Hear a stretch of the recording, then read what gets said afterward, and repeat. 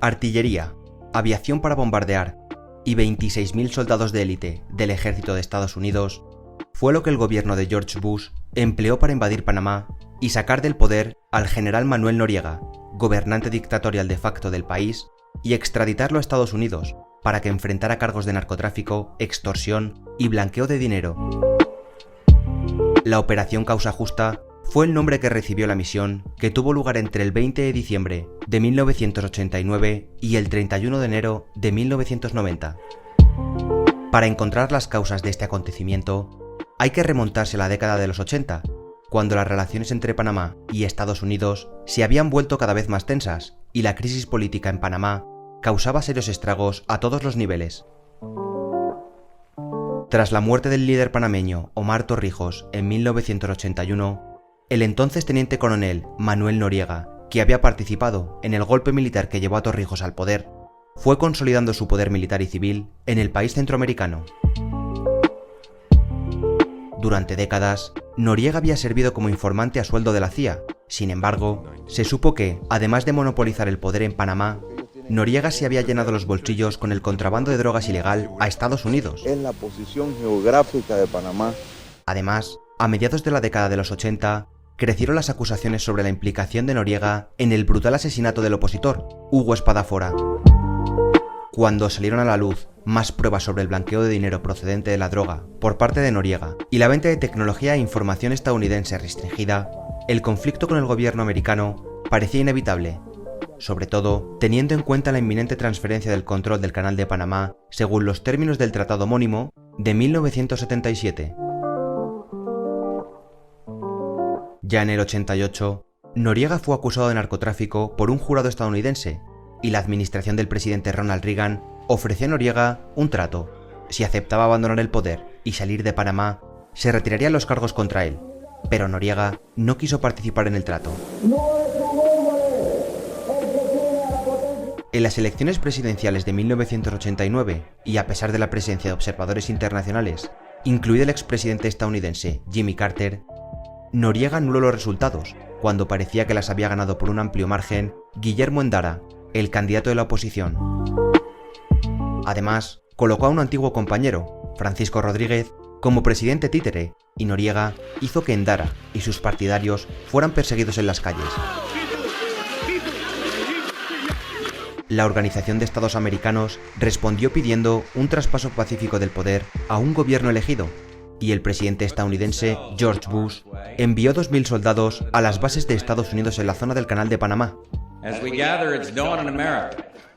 Mientras tanto, tras sobrevivir a un intento de golpe de Estado en octubre, Noriega convenció a la Asamblea Nacional de Panamá para que le nombrara máximo dirigente el 15 de diciembre de 1989. La experiencia última que nosotros tenemos es con la Asamblea Nacional, que es un poder legislativo. A instancias suyas, la Asamblea también declaró el estado de guerra entre Panamá y Estados Unidos.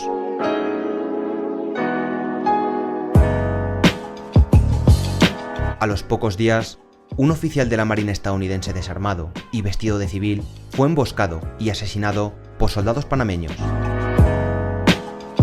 Ante la situación, Bush respondió y el 17 de diciembre ordenó el transporte aéreo de 11.000 soldados desde Estados Unidos a Panamá, reforzando aún más el contingente de unidades en la zona del canal para elevar a 24.000 el número de soldados estadounidenses que invadieron Panamá con los objetivos de capturar a Noriega para que se enfrentara a cargos de narcotráfico y, sobre todo, proteger los bienes e intereses estadounidenses. Hay que tener muy presente que en aquel entonces era Washington quien controlaba el Canal de Panamá, un enclave importantísimo para el comercio mundial, donde la seguridad del canal era conjunta y donde, por supuesto, existía la posibilidad de que Estados Unidos interviniera militarmente si veía vulnerada su influencia. La operación fue planeada y dirigida por el general Colin Powell, quien posteriormente pasó a desempeñarse como secretario de Estado durante la administración de George W. Bush. Estados Unidos justificó la invasión con el fin de proteger la vida de los ciudadanos estadounidenses residentes en Panamá, defender la democracia y los derechos humanos. El ataque inicial que tuvo lugar en la madrugada del 20 de diciembre, se centró principalmente en el cuartel general de Noriega en la capital, Ciudad de Panamá.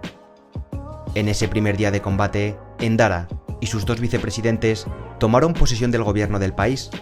La Fuerza Aérea de Estados Unidos usó armamento de última generación contra el poco equipado ejército panameño.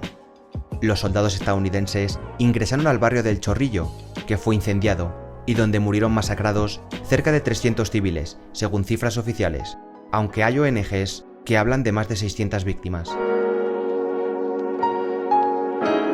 A pesar de que las fuerzas estadounidenses superaron en poco tiempo la mayor parte de la resistencia organizada, unos 12.000 efectivos, los civiles y soldados panameños saquearon las tiendas de Ciudad de Panamá y Colón durante los días siguientes, provocando que Washington enviara a otros 2.000 soldados para restablecer el orden. Mientras tanto, Noriega eludió la captura durante 4 días antes de refugiarse en la Embajada del Vaticano, donde permaneció hasta que se rindió el 3 de enero de 1990, después de haber sucumbido a la presión estadounidense, misma que incluso llegó a usar música rock a niveles ensordecedores frente a la embajada donde Noriega se escondía. Entre las canciones que se reprodujeron estaban If I Had a Rocket Launcher, de Bruce Cockburn, I Fought the Law, de los Clash, Panamá, de Van Halen, y All I Want Is You, de U2. Tras la captura, Noriega fue trasladado a Miami, donde fue juzgado y condenado a 40 años en una prisión estadounidense.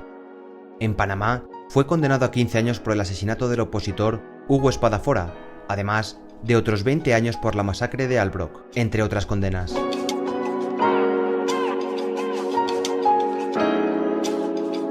Tras la invasión, la OEA votó 20-1 para condenar lo que a muchos latinoamericanos les pareció una intervención estadounidense injustificada. El coste en vidas humanas se calcula que osciló entre 200 y 300 combatientes panameños, y más de 300 civiles murieron en la operación Causa Justa.